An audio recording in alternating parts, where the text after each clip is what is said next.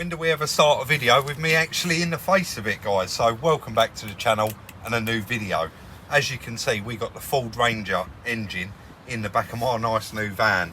We've got so many places actually today to go to, and Chris can't get on without some of the bits that we need to go and get. So we're actually, it's going to be a little bit of a different one today, and we're going to go on a bit of a road trip. And as usual, we are off first to Essex, and then we're going to be doing a massive circle. Pretty much we're going to be in Essex most of the day today, so fingers crossed this all goes all right, and I'm sure it will. But first, let's head to the engine place and see how we get on with a reconditioned engine. So guys, we just arrived there at the engine shop, and Chris is in here chatting away, and the guy's just talking him through basically. There's too much fuel and it's fired too much. Adam, sorry, is it right if I just have a little wander around? Is that all right? Thank you. So guys, basically that's all they're doing all day is these Ford engines, and yeah, you can see they're a bit troublesome just by what they got going on here. They've got quite a lot of other engines there ready to go, you can see, but they do all the machining, the honing, everything's done in-house. So when we just arrived, we have had a little chat with them about our engine. What he's actually going to do, we're going to drop it here. That's going to be our new engine. But he said a lot of the time the cause of this problem can be injectors. Actually, I'm just going to... Sorry, can I interrupt there? Yeah. Adam, this was caused by an injector. Yeah, over-fueling. Over-fueling, so... Yeah. In that one, you can actually see the spray pattern of the injector where there's too much fuel. And it's burned is that what it's done? Yeah. Eating into it. Yeah, Like. So just to interrupt there, what's going to happen is we're going to leave the engine with the guys. Yeah. The first thing they're going to do with our old engine is they're going to remove the head. Yeah, And they're going to check the piston condition, which will indicate if we've got any injector fault. To save us putting them injectors. Yeah, and potentially ruining a new engine. Yeah. Right. So it's quite nice to know, isn't it? That is very nice to know. And then if there is, obviously we've got to go down the road of replacing getting new injectors. Yeah, I'm going to carry on having a little wander around. I'm not going to interrupt these guys here, but you can see they've got all the machines here. He's just obviously ground that crank and he's putting it on the shelf there, all marked up, ready to go. So I believe this is the owner, this is Adam's dad, been doing it for many years. We just had a brief chat, and they've got a young lad there cleaning up all of the stuff in the parts washer. So yeah, it all looks very good. Chris is going to chat for a minute, and then we're going to lift that engine out, like Chris said, leave it with him, and we're going to move on to the next destination for today. And hopefully, I will just ask, guys, sorry to interrupt again, Adam, we're going to leave that with you, and you've actually planned to crack straight on with it, so we can come back for that later on this afternoon. No problem. So guys, we'll pick up as soon as we pick the engine up. Guys, just before we go, the guy has briefly invited me over. This is the crank grinding machine, and here's the damage on the crank. Can we have a little demo, or? Yeah.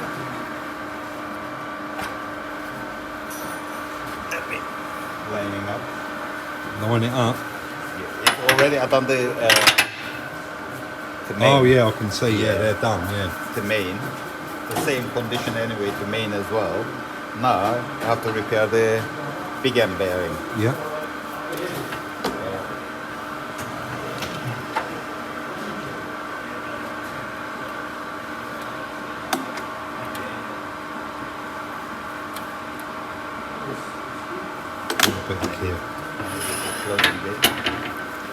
Give me 2 seconds. No, don't panic.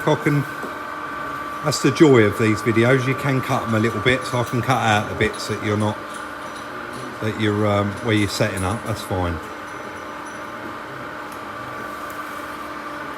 Setting after this.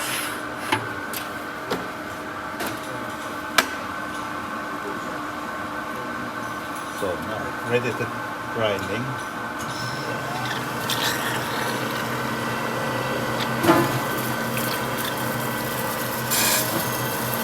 The damage could be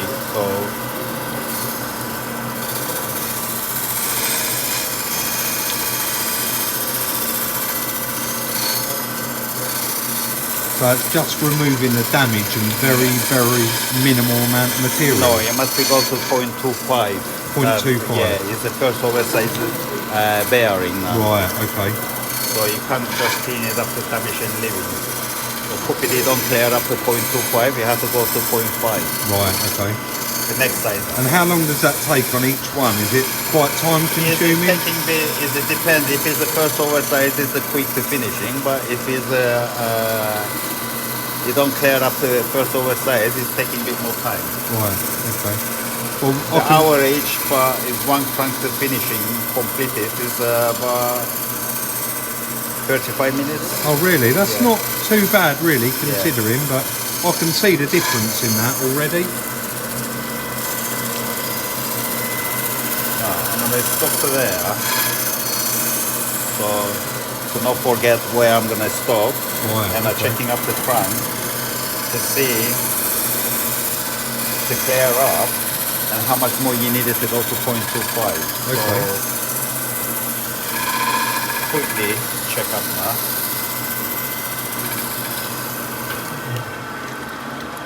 Oh wow, look at that.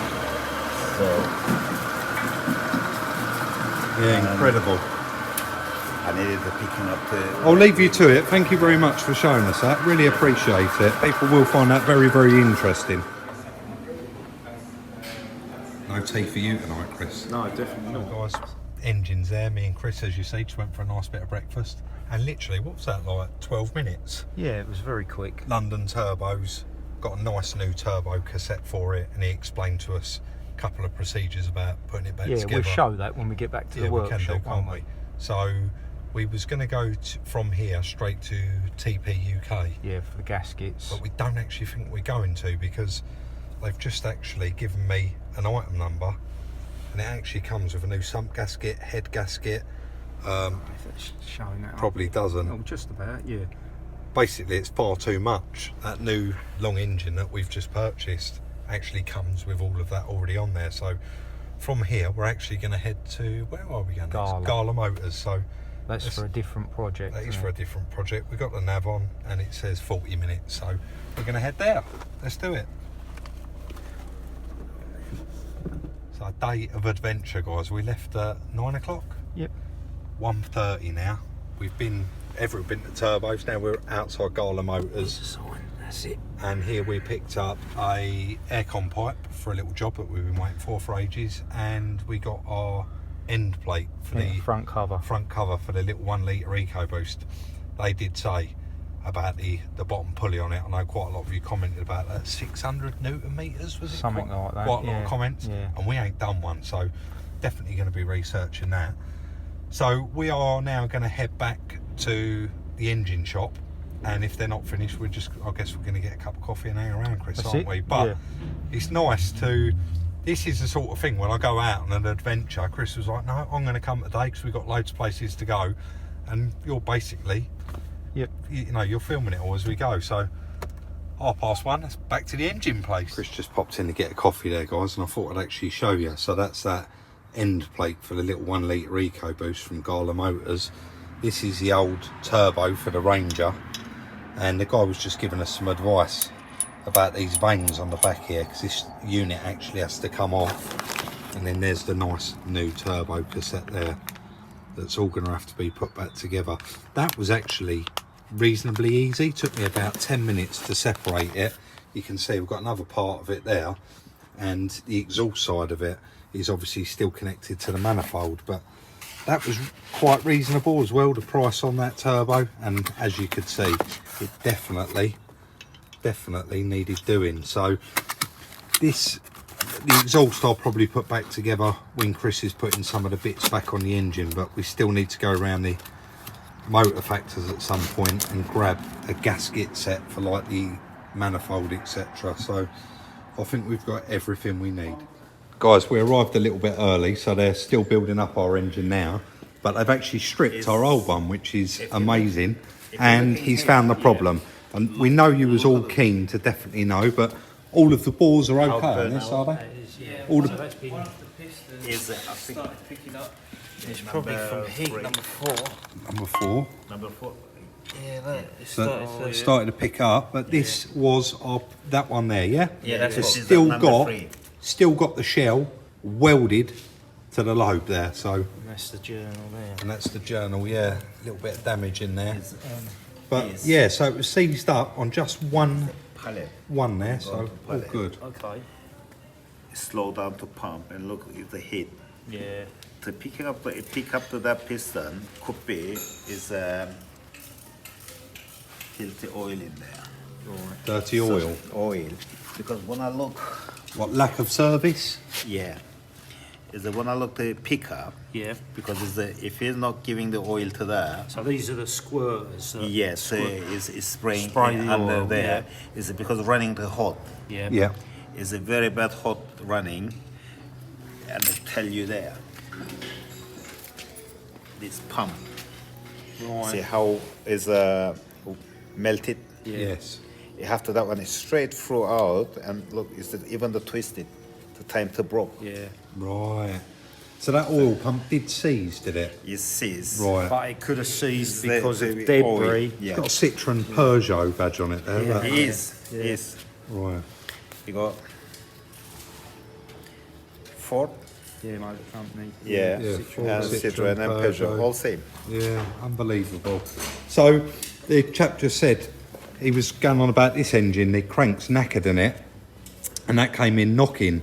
So Chris just said, are you going to use this crank for this one? He said, no, this crank will stay with the original engine and is, Be you know, reground. yeah, reground, Yeah. new shells, etc., etc., and that engine will be rebuilt and that'll go out to the next customer. customer, And yeah. this could end up in a full transit van Or en- again to Ranger. a Ford Ranger. So Yeah. yeah, basically the block, the head is the same, but the sump's different, etc., etc. So we're going to let the guy continue sticking this one back together, and then we'll get that in the back of the van and get back to the yard with it. And one making two.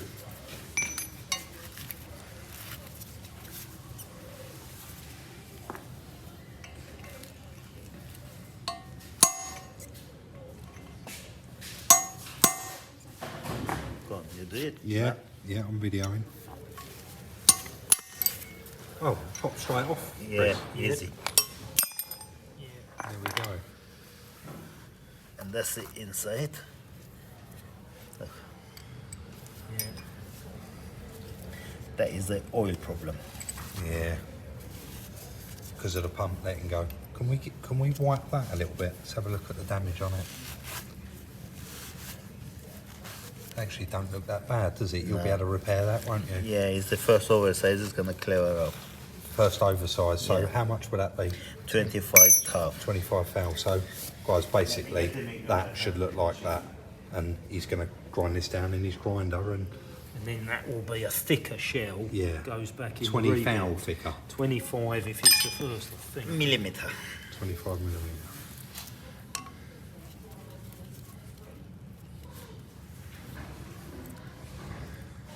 Even the bigger than is the normal size because it's the build up. Yeah.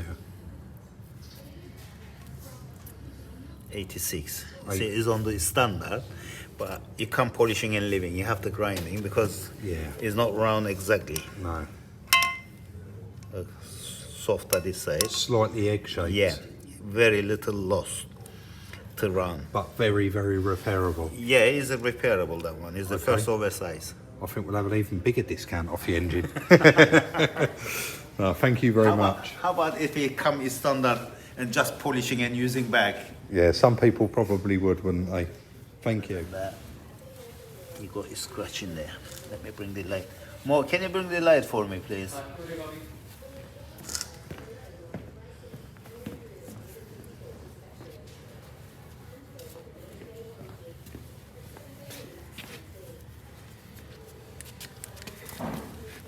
You see the scratch? Ah, yes. Yeah. That's why I needed to open up to see the piston. Yes. But you will hone all of that out. Yeah, honing out, and I measured up the piston so I'm gonna using in there. Yeah. If I'm happy the gap to making, Yeah. I using back. Otherwise, rebore that one.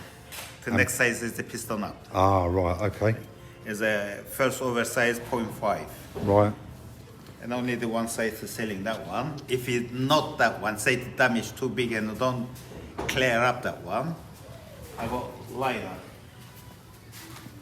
Here's one that is honed out already, guys. Just said that this engine is actually irrelevant, but it's a Renault, but it's 2018, and that's been honed out. It's not finished because you can't get a head gasket for it. This is a liner. And If the damage was too severe, they can take bored out, right. and then took back to an original size. Chris, will you cut that open for him? I think he's just gone to get a knife. Yeah.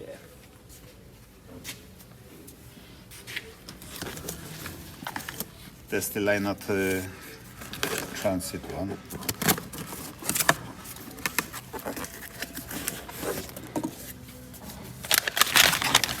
Yeah. That's the lip I'm talking about. Yes. Yeah. And then brand new. So basically brand new. Yeah, even the Ford. This one is it tell you there, Ford 2.2 Euro 5. Yeah, perfect. Thank you very much. 86 port size. Yeah. Perfect, thank you. So guys, we are just about to leave. We forgot to show, it's actually strapped down in the back of the van. It's got all of our original bits on it, injectors, pump, it's got new chain, new oil pump. It's completely done. He said that engine was originally set up to go in a transit, but for us, we said that we was coming Tuesday. He'd already swapped all the sump over. So it's 340 and we're just leaving here. So it's in a day, turned around, done. We're now heading home. We should get home about 4:30. So jobs are good and that engine's ready to build back up and put back in that car. So let's get going.